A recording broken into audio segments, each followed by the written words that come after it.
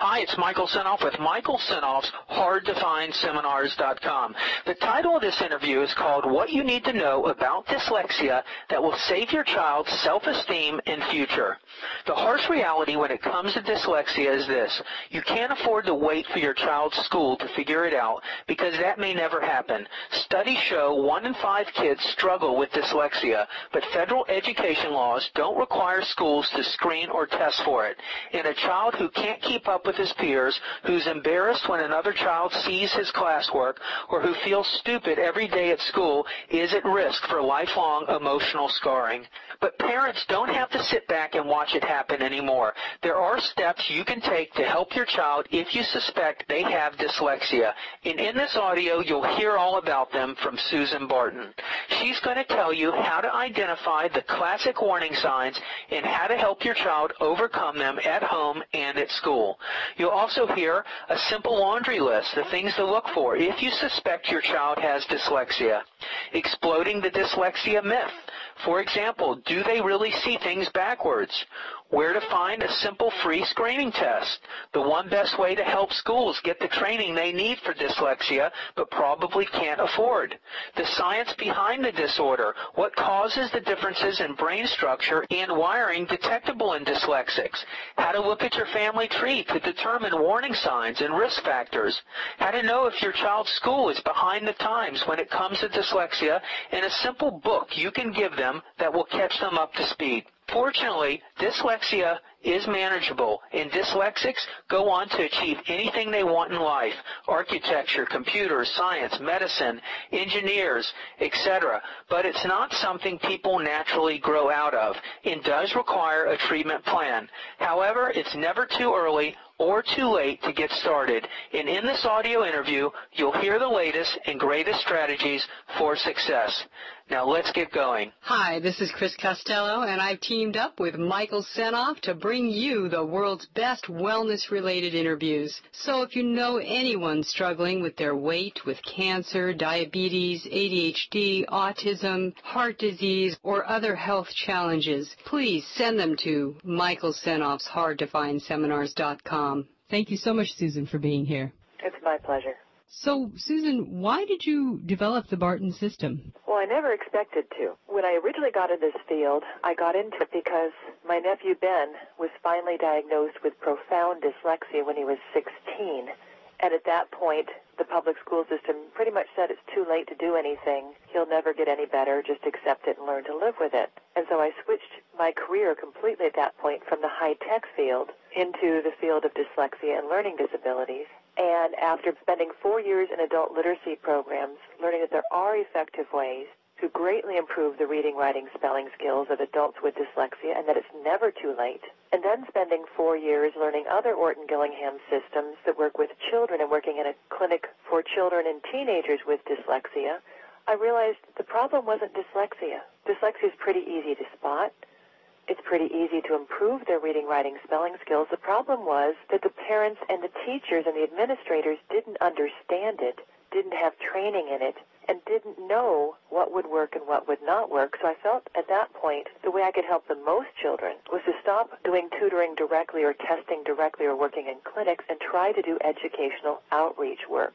And so I formed Bright Solutions for Dyslexia as strictly an information and resource center and started doing a lot of public speaking and speaking at conferences about dyslexia and the classic warning signs and letting people know that there were good solutions already out there, that there were many good Orton-Gillingham-based systems for people who needed them.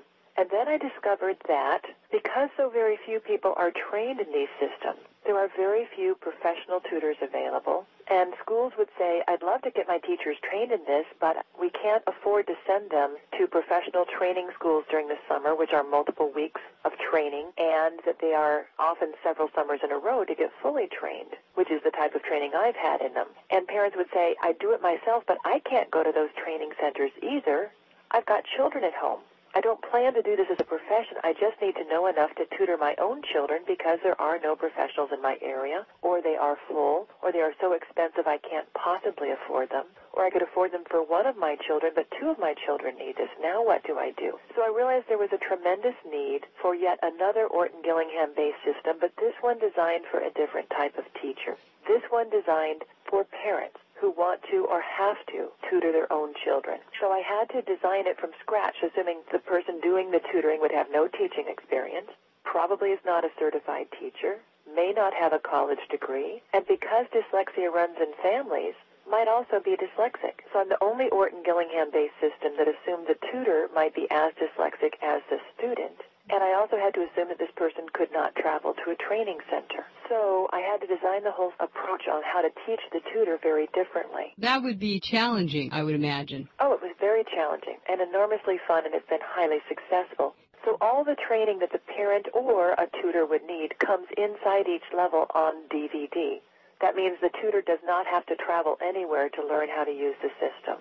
Now, these DVDs are not to be shown to the student.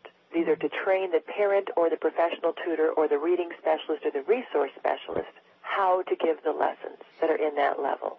Now, I would think with statistics like that, 1 in 5 children, that this would be something that you would see in schools just as part of the basic curriculum. Is that what's happening? Unfortunately, no, that is far too rare. Federal education law is years and years and years and years behind the research.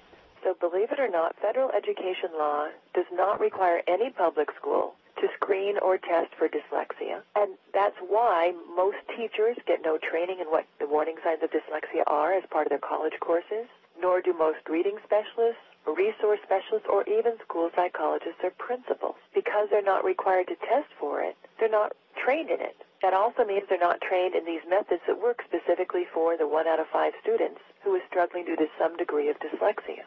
But now, wouldn't it be a lot easier just to catch this early, like in the early years for a child? It certainly would. Yeah. And in fact, that's critical. Early intervention is critical because although it's never, ever too late, it is never too late to greatly improve their reading, writing, spelling skills.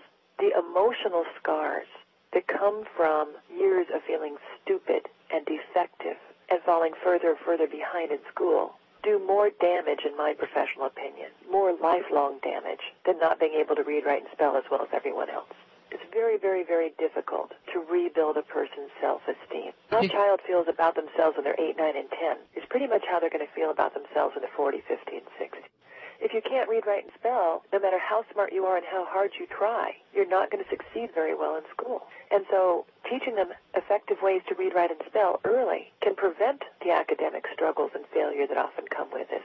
So for the teachers out there that are listening, or the parents that are listening, or the grandmas that are listening, they see a child that's struggling, what are some of the symptoms that people can kind of notice right away with children or even adults with dyslexia? Well, let's start with children. There are some myths out there that people think are true about dyslexia that are not, and that's one reason why they miss a lot of kids with dyslexia. The most common myth is that they see things backwards, which is not at all true. Children with dyslexia see things the same way as everyone else.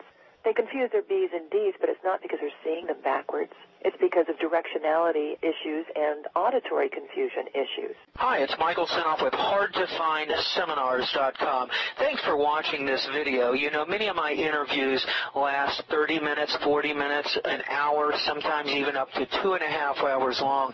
They're actual mini seminars, and you've just listened to a short sample of just one of over 117 hours of exciting, hard-hitting, mind-blowing interviews on how to make money in direct mail, advertising, copywriting. I assure you, there is not a resource anywhere on the internet or on the planet that comes close to the free information I provide at HardToFindSeminars.com.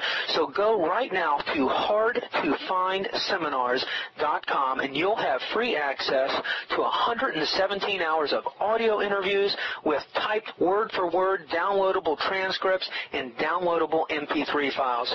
Please browse some more of the videos or go right directly to HardToFindSeminars.com. Thanks for watching.